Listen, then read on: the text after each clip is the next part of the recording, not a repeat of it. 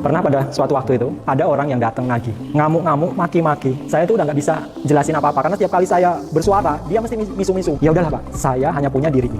Nah kira-kira, apa yang bisa membuat dengan diri ini, hutangku iso lunas? Yang penting lunas loh Pak, lunas semua dunia akhirat. Jika misalnya dengan bu ambil nyawaku terus lunas sih semua. Kalau misalnya bu penjara kayak terus lunas semua, karena wis aku udah nggak punya apa-apa. Yang ada hanya tinggal wis tubuh kita sing ono, bahkan sampai sendok-sendok pun udah saya jual.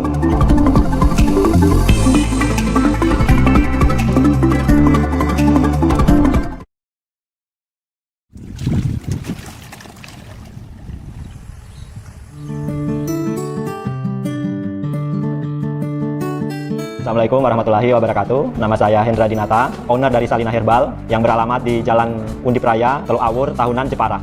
Dulu pada tahun 2007 sampai 2013 itu saya usahanya laundry. Dari tadinya 1 cabang sampai punya 3 cabang, kemudian punya 15 agen. Cuman dalam perjalanannya itu, bagi hasil yang saya harus bagikan tiap bulan itu cukup besar. Sampai kemudian pada suatu hari itu, ada orang bank marketing itu nawari pinjaman yang nilainya sama seperti total investasi orang-orang terhadap saya, dengan nilai cicilan yang separuhnya. Tergoda. Akhirnya dari tadinya investasi itu, saya akhirnya ngajukan dana ke bank itu dan ACC, terus akhirnya dana investor ini saya kembalikan. Tapi ya mungkin ya, karena pinjaman bank itu riba, jadi nggak berkah gitu loh. Yang angsurannya jadi lebih kecil, itu malah mulai banyak masalah. Tadinya laundrynya lancar, nggak ada komplain, hasilnya bagus, pendapatannya tiap bulan makin lama makin besar. Bahkan itu saya waktu itu sempat juga belajar tentang law of attraction gitu ya. Sempat berpikir, oh saya pengen penghasilan 1 hari 500.000, besoknya jadi kenyataan. Besok saya pengen penghasilan 1 hari 700.000. Kondisi itu mulai pelan-pelan meluntur, jadi mulai nggak bisa lagi. Karyawan yang tadinya rajin-rajin bagus itu mulai pada keluar, pada resign. Terus ngerekrut lagi dapat karyawan yang kurang jujur. Saya perhatikan kok sabun saya cepat habis, plastik saya cepat habis, ini pada kemana? Setelah saya pantau, ternyata ada karyawan yang bungkusin sabun, bungkusin plastik itu terus dibawa pulang, dia buka laundry di rumah, pulang dari tempat saya, terus papi pakai sabun dan plastik dari tempat saya.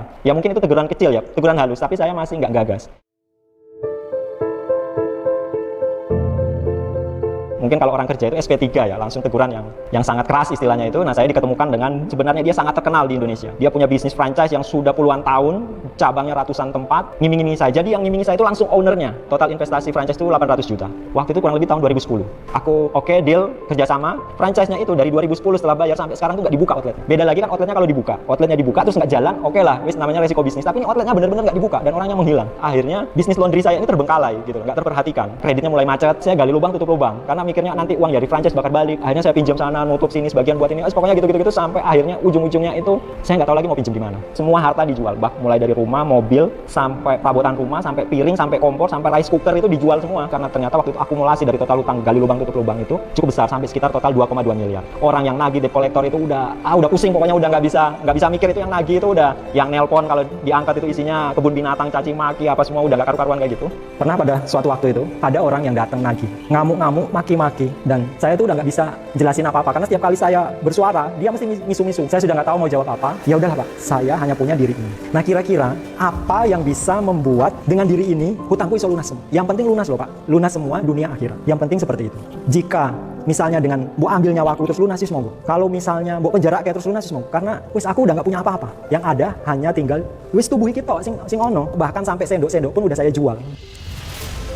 Setelah semua dijual, kita ke rumah mertua. Ternyata yang nagih kan ke sana juga. Akhirnya mertua ikut pusing juga. Wes gini aja lah, kita bantu dijual rumah. Lah terus bapak sama ibu mau tinggal di mana? Ya nggak semua, kita jual semaksimal yang kita bisa. Akhirnya waktu itu bisa dijual 75% dari tanah. Yang dulu dapur sekarang jadi rumah buat tempat tinggal mertua. Sedangkan ruang keluarga, ruang tamu, halaman depan tuh kejual semua untuk bantu saya nutupin utang. Tapi ya ternyata belum bisa lunas. Jadi ya walaupun berat, mau nggak mau kalian nggak bisa di sini. Masa mau umpel-umpelan di sini gitu. Dan waktu itu saya kan masih punya uang sekitar 700.000 kalau nggak salah. Ternyata kos-kosan buat keluarga dengan nilai 700.000 itu, wah kondisinya itu memprihatinkan. Terus wah saya nggak tega nih posisi kayak gini. Jadinya saya bilang ke istri, gini aja lah, kalian kos putri, saya nantilah dipikir nanti. Gampang, saya laki-laki gampang. Terus mereka kos, saya akhirnya gelandang, jadi gelandangan, tinggal di teras-teras masjid gitu ya. Mau beli makan nggak ada. Orang yang nelpon yang nagih juga masih lumayan banyak. Sampai saya tuh berpikir, Allah nih, saya kudu piye, makannya nggak ada. Orang yang nelpon saya sudah ceritain kondisi saya nggak mau tahu, pokoknya tetap mau nagih. Jadi saya menghindari telepon masuk itu bukan saya mau melarikan diri, tapi saya mikir begini, saya untuk bisa bangkit, pertama pikiran saya harus tenang, hati saya harus tenang, harus fresh, terus yang kedua yang bisa tolong saya bangkit itu hanya Allah, bukan siapa-siapa. Nah sedangkan orang yang nelpon itu isinya cuma maki-maki, kalau maki-maki itu kan stres, pusing, pokoknya jadi budrek lah gitu. Belum juga tagihan dari sekolah. Nah kebetulan anak saya itu sekolah di sekolah swasta semua ya, SPP-nya lumayan tinggi, jadi yang satu itu 600.000, yang satu 200.000, terus yang satu itu 800.000 karena di pondok. Nunggak 10 bulan itu misalnya satu kan udah 6 juta, 2,5 juta sama 8 juta. Terus akhirnya saya ke yayasan, datang minta waktu, saya ceritain kondisi saya, akhirnya yayasan memaklumi. Tapi dikasih waktu 3 bulan.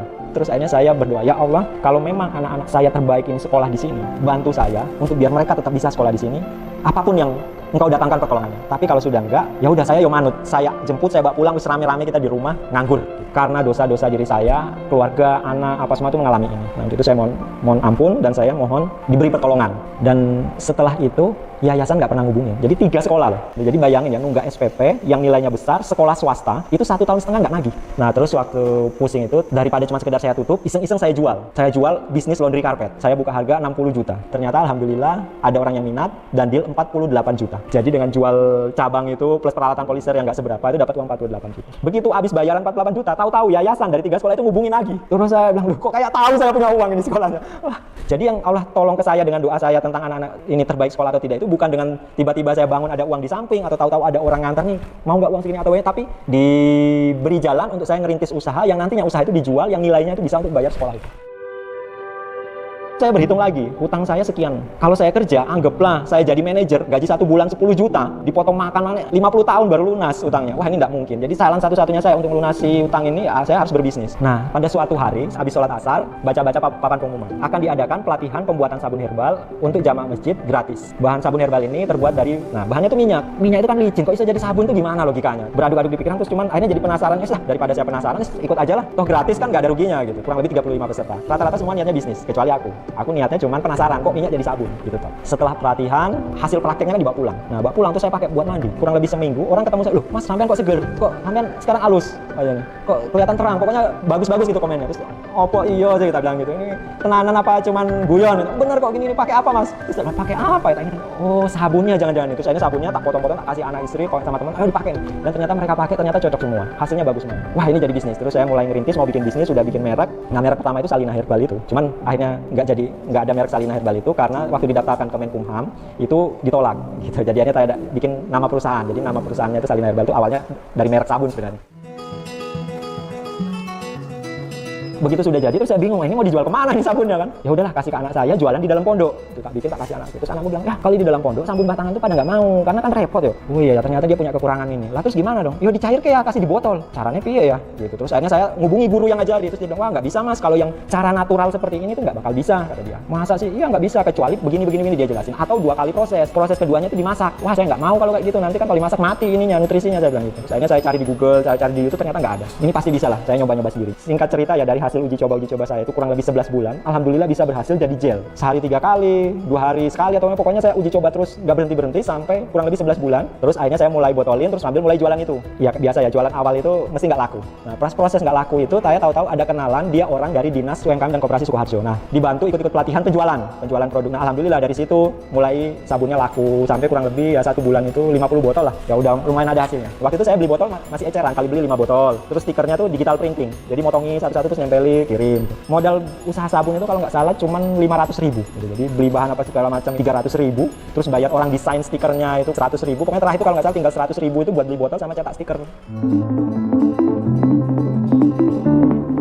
Dalam perjalanan ini, istilahnya kan pasti namanya manusia itu menjalanin sesuatu 1-2 hari itu masih kuat. Tapi kalau sudah berbulan-bulan, bahkan bertahun-tahun, kurang lebih itu sudah 3-4 tahun saya ngejalanin dengan kondisi yang istilahnya pas-pasan ya. Sampai waktu di Solo itu kalau saya beli makan itu berusaha irit. Jadi di Solo itu pagi itu yang namanya hi itu udah buka. Mungkin kalau di kota-kota lain kan sore baru buka. Kalau di Solo itu hi itu pagi sudah buka. Nah dia jual nasi bungkus, nasi kucing itu 2.000 satu bungkus. Kurang lebih jam 10 itu saya baru ke situ makan. Jadi akhirnya itu dijamak, makan pagi sama makan siang, makan jam 10. Itu nasi 2 bungkus 4.000 plus teh hangat 1 gelas 2.000 juga kalau nggak salah. Jadi makan sarapan dan makan siang itu 6.000 setiap hari. Nah lauknya itu sambal, cuilan bandeng sama oseng-oseng kacang. Udah gitu terus bertahun-tahun kan stres. Belum lagi orang yang setiap hari telepon tuh bunyi-bunyi itu, kalau teleponku geter, wah itu aku udah stres mintanya mesti orang nagih walaupun kadang diangkat bukan. Tapi aduh rasanya waktu itu kayak hidup di neraka ya rasanya. Pokoknya kalau saya suruh ngejalanin lagi mungkin nggak kuat gitu.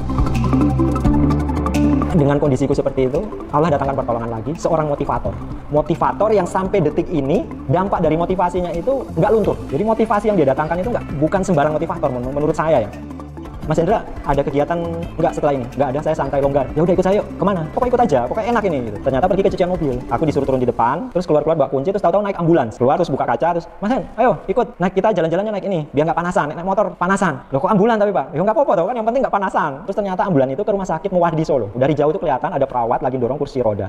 Kursi roda itu ada duduk orang, itu dari leher ke bawah ini. Itu dililit kayak mumi itu loh, pakai kain kasa putih semua. Terus di dada ini tuh sama belakang itu ada kayak pakai tameng, nggak tahu itu dari kulit apa dari besi, itu buat neken. Ternyata di sana Mas Daninya, ya naik lagi yuk kita ke sana. Terus kita naik ambulan ke sana, parkir, membantu Mas Dani ini untuk naik ke ambulan. Wah itu dia ngerinting-ngerinting, nangis apa, wah pokoknya serba mesake ya. Terus begitu akhirnya dengan penuh perjuangan dia bisa naik di ambulans, terus duduk karena dia nggak mau tiduran. Jadi duduk karena katanya punggung, kalau tidur punggungnya perih banget. Ini kenapa ya dalam hati saya? Terus akhirnya saya nanya-nanya kan, Pak ini kenapa gini? Terus si Mas Dani ini ditemani sama ibunya. Nah yang jawab ibunya, ini Mas, ini anak saya, ini lulus sekolah, terus kerja di kayak bengkel las, baru sekitar setahun terus kecelakaan kerja, kena sengatan listrik tegangan tinggi, tubuhnya itu matang dari leher sampai kaki. Nah terus dia dirawat di rumah sakit Muwardi itu sudah 1,5 tahun. Nah itu hari pertama dia boleh keluar, di situ aku langsung merinding, keinget apa ya, bahasa Jawanya ngangklohku gitu loh. Jadi keinget aku mengeluh terus menyalahkan Allah tuh, wah aku merinding banget itu. Terus langsung diam, langsung istighfar sepanjang jalan sambil minta ampun, ya Allah aku masih orang paling beruntung di dunia. Kondisiku tuh nggak ada apa-apanya, karena yang diambil itu hanya hartaku itu masih bisa dicari, sedangkan ini kesehatan, dan apalagi dia umurnya masih muda, masih 20-an. Dari tadinya aku hatinya rada ada perasaan menyalahkan Allah, itu langsung bener-bener sirna, terus ada bahagia plus rasa bersalah karena sempat menuduh Allah itu tidak adil. Saya tiba-tiba takut banget, merinding, terus minta ampun. Istilahnya kalau mungkin HP ya, jadi saya itu kayak ke-charge lagi, charge-nya itu bener-bener full, saya rasakan sampai sekarang. Jadi sampai sekarang pun saya ada permasalahan apa yang agak berat gitu tuh, kelingan yang mereka itu saya nggak ada apa-apanya. Toh juga kemarin saya istilahnya bisa makan, terus akhirnya bisa seperti ini, pasti kedepannya akan pasti bisa seperti ini lagi. Jadi langsung cepat recovery, semangatnya itu cepat karena mereka ini.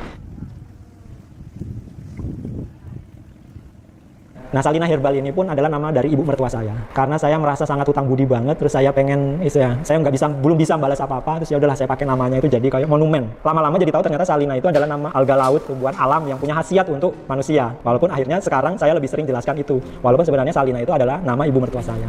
Gitu. Nah, terus waktu saya pulang, terus saya lihat bapak mertua saya kan tukang kayu. Itu listrik di rumah sering anjlok. Terus saya bilang, "Pak, kemarin tuh saya dapat info kalau UMKM itu bayar listriknya lebih murah. Jadi kayaknya Bapak pasang listrik aja, daftarkan sebagai UMKM." Lah, aku rasa sempet, aku ramudeng, nek kamu mau urus ke. Terus ya udah, tuh saya ke kecamatan untuk ngurus itu. Ternyata pas di kecamatan itu ada brosur Renova. Saya ambil, saya bawa pulang, terus saya daftar nggak ya? Tapi kan ini untuk produk inovasi lah. Produk saya inovasi ini apa? Nah waktu itu saya belum tahu bahwa produk saya itu ada hasil temuan baru. Jadi nggak terpikirkan sesuatu yang wow gitu, nggak ada. Tapi bisikan tuh ayo ikut itu makin lama makin kenceng. Nah cuman waktu itu kan saya KTP-nya sudah Sukoharjo ya. Terus nanya teman-teman, nanya di grup, di Sukoharjo ada nggak lomba kayak gini? Kalau ada saya mau ikut yang Sukoharjo. Tapi nggak ada respon, nggak ada yang jawab. Terus akhirnya karena bisikan masih kenceng, terus akhirnya di situ ada telepon, saya telepon yang di WA itu. Saya pengen ikut tapi saya KTP-nya Sukoharjo. Boleh nggak? Boleh Mas, yang penting KTP Jawa Tengah boleh ikut. Cuman sebulan kalau nggak salah, ternyata saya lolos seleksi berkas. Terus diundang untuk seleksi presentasi di Bapeda Kota Semarang. Jurinya itu ada dosen kimia dari Undip. Nah namanya dosen kimia kan nanyanya itu teoritis, yang saya itu nggak ngerti. Karena basic saya itu elektro. Mending udahlah saya ngomong apa adanya. Terus akhirnya saya ngomong gini, Bu mohon maaf, pertanyaan-pertanyaan dengan saya nggak bisa jawab. Dan ini saya bisa cuman karena saya uji coba. Setiap hari bikin. Selama kurang lebih 11 bulan. Tahu-tahu jadi. Awalnya itu saya nggak percaya, kok iso ya? Sampai akhirnya saya lihat lagi catatan saya, takaran bahan, perlakuan, apa semua itu saya pelajari lagi semua. Saya coba praktekkan lagi dan ternyata bisa terus sampai sekarang. Wah nggak mungkin itu, harusnya ini pakai bahan ini, kayak ini. Terus terang secara sepengetahuan saya, secara kesadaran saya tidak taruh bahan-bahan itu. Bahkan bahan-bahan itu sebelumnya saya nggak pernah tahu, saya baru tahu di ruangan ini setelah jenengan tanya. Gini aja Bu, saya bawa sampelnya saya kasih Ibu dan semua juri, terus semua panitia saya kasih, nanti di tes lab aja. Kalau memang ada bahan itu, ya udah saya didiskualifikasi aja, nggak apa-apa. Kurang lebih 2 minggu kemudian dapat surat. Ternyata saya juara 1. Wah, gemeter wes. Wah ini keren banget ya ternyata ya gitu tuh dalam hati. Ya lumayan, alhamdulillah waktu itu dapat uang hadiah pembinaan 5 juta plus sertifikat juara 1 lomba dari Wali Kota Semarang. Terus karena menang di Kota Semarang, saya diutus mewakili Kota Semarang di tingkat provinsi. Melalui proses yang lumayan panjang dan penjurian yang lumayan berat juga, ya alhamdulillah tiba-tiba saya juga kembali dikasih tahu saya juara 1. Hadiah dari juara 1 di tingkat provinsi itu dapat uang 10 juta plus foto dengan gubernur, jadi Pak Ganjar Pranowo. Ini ada seleksi lagi dari Ristek. Ini nggak ada batasan umur. Dia konsepnya Teknocamp di Jepara 3 hari. Terus ya udah Bu, nggak apa-apa. Berangkatlah saya ke Jepara, ikut Teknocamp itu. Nah saat presentasi itu sudah selesai, sudah pulang, berapa hari kemudian waktu mau pengumuman itu saya feeling saya itu juara 1 lagi gitu. Tapi ternyata saat diumumkan itu nggak ada nama saya, walau sampai ke 5 besar kalau nggak salah itu nggak ada. Terus dalam hati rodok kecewa. Terus aku dalam hati katanya panitia keliru ini deh. Cuman kan aku mau ngomong yo izin ya, kalau ternyata memang benar teman-teman yang juara ini jauh lebih baik dari aku. Terus akhirnya ya udahlah saya ikhlaskan, terus pulang ke Semarang. Selisih 2 minggu, tahu-tahu saya ditelepon, dikasih tahu, mohon maaf Mas, ternyata ini setelah kita cek lagi ternyata jenengan juara 1 seharusnya Mas, karena poinnya tuh paling tinggi. Terus aku bilang ya Allah, bener feelingku. Cuman kita nggak tahu kenapa itu proses rekapnya kemarin tuh mungkin keliru hitung, jadi kita minta maaf. Itu dapat 50 juta. Nah, terus aku ngobrol ke orang Tenocamp bahwa insya Allah saya niatnya ini bisnis, bukan niat lain-lain, bukan niat proyekan, bukan niat cari duit. Jadi saya niatnya memang betul-betul mau merintis bisnis. Kalau boleh saya pakai tempat di sini untuk dijadikan tempat produksi, karena dananya kan ini hanya 50 juta. Kalau saya cari tempat di luar itu nggak cukup gitu. Jadi saya minta tempat di sini untuk saya renovasi jadi tempat produksi sesuai standar BPOM.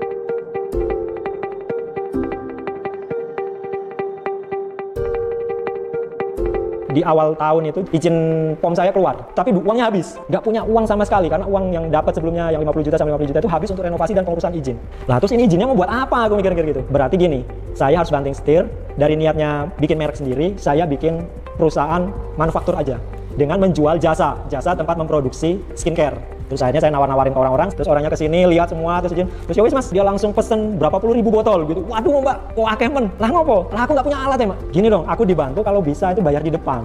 Terus dia bilang, wis 50% ya. Nah 50% kan habis beli bahan baku mbak. Butuh sampai berapa ratus juta untuk beli alat. Jadi beli mixer, beli filling, beli macam-macam peralatan waktu itu. Belum ada sistem, terus peralatan masih pokoknya apa adanya. Berapa puluh ribu itu selesai dalam waktu 2 bulan. Sampai mbaknya itu ngamuk-ngamukin, niat ramah saya dong. Ayo ini customerku udah nanya-nanya. Ya mbak saya sediluk nih gitu-gitu. Alhamdulillah singkat cerita selesai terus kirim. Nah begitu itu kirim saya evaluasi ya sistem apa semua tak benahin, peralatan saya tambahin. Akhirnya yang order berikutnya dengan jumlah yang sama itu jumlah karyawannya jadi lebih sedikit. Kalau tadinya itu saya sampai tambah tenaga borongan mungkin jadi total plus karyawan yang direkrut sendiri itu jadi mungkin 20 orang. Nah setelah itu cuma tinggal 6 orang karyawan, waktu jadi cuma 1 bulan udah selesai. Sudah mau menikmati kebahagiaan ya, terus sebagian hutang mulai kayak bank gitu, kartu kredit gitu tuh saya lunasi. Ini masih ada sisa sekitar 300 lagi. Nah sudah seneng kan, wah hutangnya tinggal 300 lagi nih, udah hore lah istilahnya. Terus abis ini saya bisa bikin pabrik di luar, bisa bikin rumah, udah kebayang enak-enak. Tahu-tahu corona datang. Bulan Maret order masih ada, tapi cari botol nggak ada, cari kemana-mana, butuhnya berapa puluh ribu, yang orang bilang cuma punya 1000, punya 500 lah. Terus nanti kalau aku beli ntar botol yang datang modelnya kan nggak seragam, jadi kacau gitu. Terus akhirnya saya ngobrol sama mbaknya itu, terus mbaknya bilang, pending, stop dulu, batalin order. Akhirnya bulan April ya kalau nggak salah, April, tak tanya mbak, saya masih dicari, Mei itu mas terpaksa saya import dari Cina botolnya. Jadi ini tunggu proses, mudah-mudahan lancar ya. Mei, Juni, Juli, Agustus, September botol baru datang. Jadi mulai Maret, April, Mei, Juni, Juli, Agustus, September poso meneh. Terus kan baru order di awal itu kalau nggak salah baru 2 kali dan habis buat beli peralatan, terus karena merasa sudah mulai ada jalan, terus sebagian saya sudah mulai ngelunasin utang, saya nggak nyiapin cash flow. Jadi itu kayak orang mati kutu ya, jadi hilang, udah mau lari itu tahu-tahu stop gitu loh. Langsung aduh apa ini, terus stres lagi tuh. Terus karyawan yang ada langsung tak kumpulin, tak bilangin mulai hari ini libur sampai waktu yang tidak diketahui dan kalian tidak gajian. Mau mengundurkan diri monggo, gajian nanti dirapel kalau nanti dapat order. Tapi pun dapat order boh kapan. September dikabari mas, ini botol udah ada, kita mau kirim ya. Waduh alhamdulillah, wes lego lah istilah ini. Waktu itu berapa? 20.000 botol. Besoknya PO masuk, aku langsung beli bahan baku, produksi apa semua, kirim, pelunasan, rapelan gaji. Begitu selesai, orderan pertama itu langsung habis. Nggak ada bati sama sekali karena setelah beli bahan operasional lain-lain terus ada plus tambah alat berapa, plus ngerapeli gaji anak-anak itu dari Maret sampai September. Karena saya pikir kalau saya cuma jaga Kemaklon ini pincang gitu loh. Jadi kalau Maklon ini nggak jalan ya saya mati. Bahan yang saya gunakan tuh bener-bener natural, tanpa deterjen, tanpa bahan kimia sintetik, apa-apa yang atau filler atau apa-apa yang untuk menekan harga itu nggak ada. Jadi bener-bener bahan baku mentah yang apa adanya dari alam yang harganya lumayan tinggi. Jadi harganya itu nggak bisa disamain dengan produk lainnya. Ya memang di luar itu ada banyak sabun yang klaim herbal atau natural. Tapi herbal atau naturalnya itu hanya bahan aktifnya. Tapi base-nya itu kimia. Base-nya itu surfaktan, pembusa. Jadi makanya kalau pakai produk di luar kan berbusa. Tapi kalau pakai produk saya itu hampir nggak ada busa. Karena nggak ada bahan-bahan kayak gitu. Nah bahan-bahan itu kan murah. Nah akhirnya mereka untuk meng-branding diri herbal, bahan aktifnya yang dikasih herbal. Sedangkan saya base-nya itu natural. Base-nya natural itu dari minyak habatus sauda, minyak zaitun, sama minyak anggur.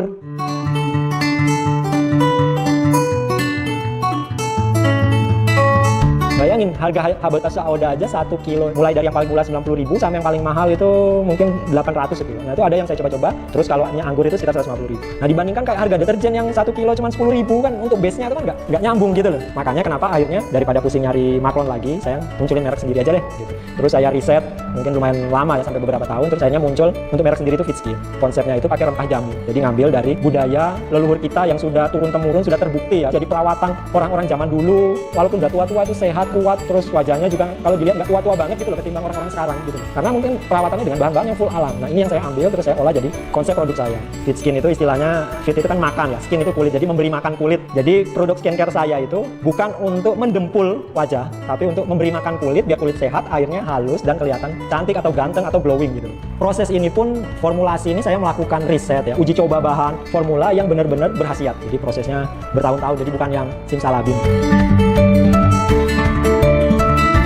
Kehidupan itu seperti kita perjalanan keluar kota. Kita misalnya di belakang truk toh, wah sebel jengkel, wah nyetruk alam banget tuh, apalagi dia asapnya ngebul. Kita nyalip, wah berusaha sekuat tenaganya bisa nyalip. Kita paling cuman enak sebentar, kok di depan tahu-tahu ngetruk nih, atau ada macet, atau ada bis, ya pokoknya macam-macam. Kayak gitu terus perjalanan sampai kita sampai ke tujuan. Nah kita tinggal mau tetap terus melanjutkan perjalanan, atau kita berhenti saat itu juga. Tujuan saya adalah Semarang, saya bagaimana caranya harus tetap sampai ke Semarang. Nah begitu juga dalam hal bisnis ini. Alhamdulillah ya, dengan semua kejadian ini, dari gelandangan yang mau beli makan nggak mampu kok iso bayar 2,2 miliar, ini dari mana itu nggak kebayang. Tapi alhamdulillah dengan saya tetap terus menjalani proses, akhirnya sampai ke titik ini. Kalau dulu ditanya bisnis apa, tukang cuci, gitu kan rodok isin-isin. Nah sekarang bisnis apa? Ini punya pabrik, gitu kan, pabrik skincare. Nah, sebenarnya di saat ada persoalan itu, ada kayak iming-iming dari bank juga sebenarnya. Tawaran pinjaman, ambil aja atau enggak ya. Cuma tiba-tiba saya terpikir, iya ya, sabun ini ilmunya dari Allah dulu. Terus saya bisa sampai bikin pabrik ini ya karena keajaiban Allah. Terus berarti khasiat sabun ini pun dari Allah. Kalau saya terus tahu-tahu modali bisnis ini dengan yang riba, yang haram, terus Allah cabut khasiatnya, siapa yang mau beli? Gitu. Atau oke lah Allah masih kasih khasiat, tapi Allah balikan hati semua orang nggak mau beli. Jadi waktu saya datang sini cuma bawa baju, satu tas, akhirnya saya punya mesin, punya peralatan, punya mixer, punya macam-macam sampai nilainya ratusan juta. Terus punya intangible asset ya dalam proses branding apa semua itu ya ratusan juta segala macam. Sungguh di luar dugaan sih.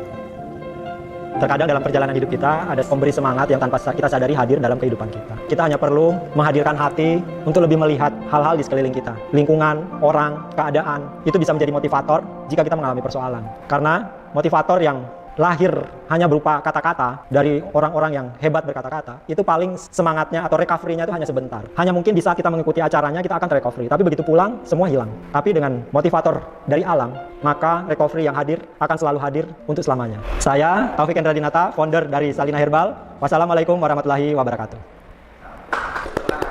Bismillahirrahmanirrahim.